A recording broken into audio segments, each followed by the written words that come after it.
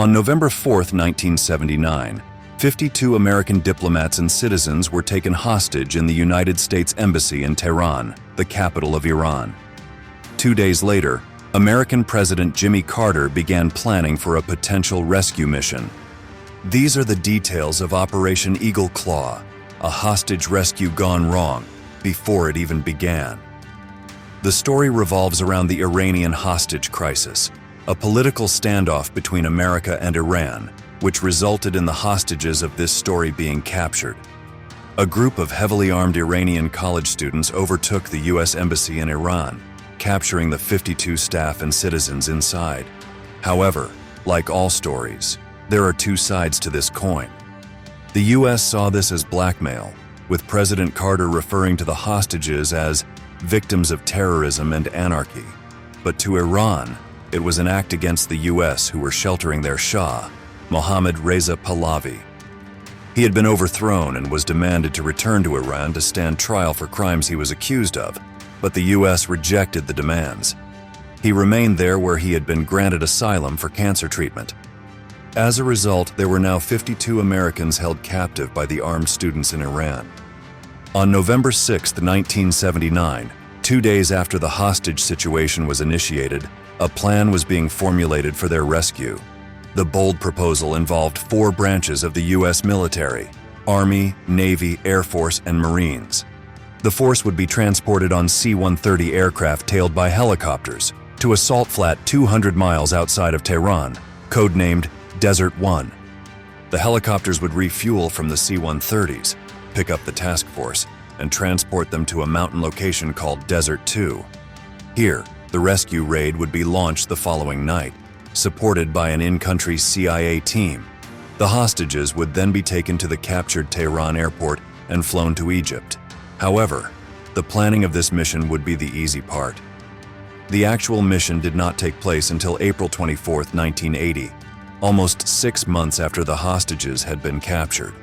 The first stage involved getting the aircraft to Desert One.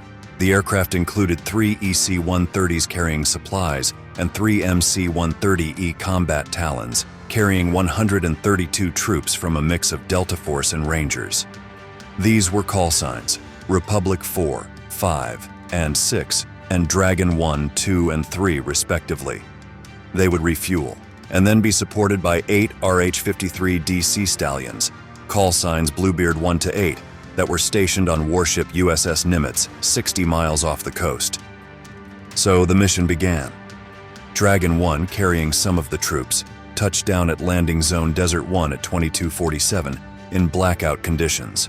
It used an improvised infrared landing strip only visible through night vision goggles, which was laid out on a dirt road. The roadwatch teams were offloaded into jeeps and began to establish a parallel landing zone, using Taycan beacons to guide the incoming helicopters. But the first complication arose. A civilian bus holding a driver and 43 passengers was traveling down the impromptu runway. The Rangers halted it, and the passengers were detained on one of the EC-130s. In the meantime, another road vehicle, a fuel tanker, was much less cooperative.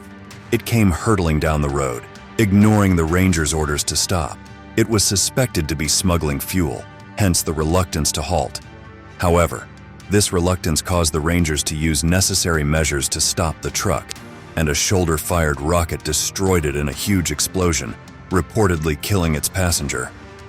The driver escaped in a pickup truck, and the blazing inferno acted as an impromptu guide to the Desert One landing site. The incoming helicopters would need this guide, as their flight was not going according to plan either. Flying in from the USS Nimitz were the 8 RH-53Ds, the Bluebeards.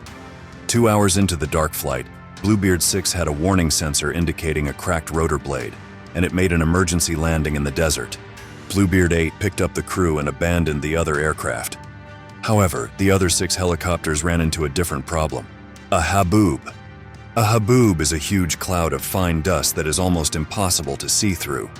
Bluebeard 5 abandoned the mission and returned to Nimitz when electronic problems disabled some flight instruments, and it was flying through the haboob without visual reference. 2 helicopters down, Bluebeard 8 and the remaining 5 helicopters finally reached Desert 1, 50 to 90 minutes behind schedule. Bluebeard 2 was the last to arrive, At 1 a.m., after flying with only one hydraulic system, it was deemed unserviceable, leaving only 5 helicopters, with a minimum of 6 required to transport the necessary support for Desert 2. This caused a huge disagreement from the senior staff, and they began arguing, all while the 52 hostages remained captive. Senior helicopter pilot Seifert refused to use unsafe Bluebeard 2 on the mission, while Beckwith, the field commander for ground forces, refused to consider reducing his rescue team's size.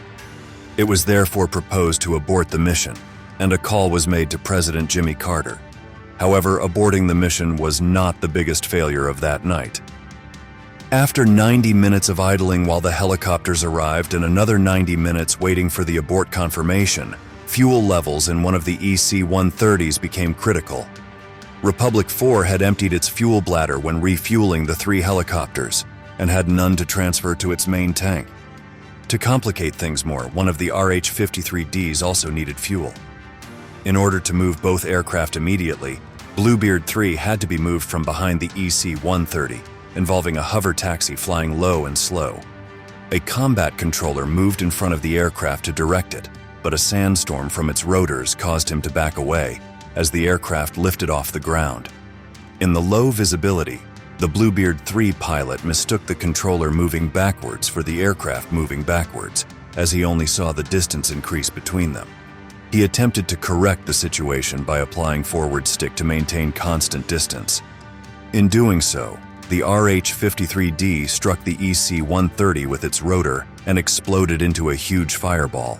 8 servicemen died, and in the frantic evacuation, the vehicles and classified documents were abandoned. Meanwhile, the 52 hostages from the embassy were scattered around Iran in order to prevent a second rescue attempt. Carter continued to attempt to secure their release before his presidency's end, but he was ultimately unsuccessful. On January 20, 1981, to undermine Carter's conduct of foreign policy, the Iranian government released the 52 U.S. captives. They waited just minutes after Carter's term ended before freeing the hostages, ending the 444-day Iran hostage crisis with maximum effect. Operation Eagle Claw remains a seminal event in the history of U.S. military special operations, serving as a catalyst for extensive reforms and improvements in how such missions are planned and executed. Thanks for watching. Sergeant Rooster, over and out.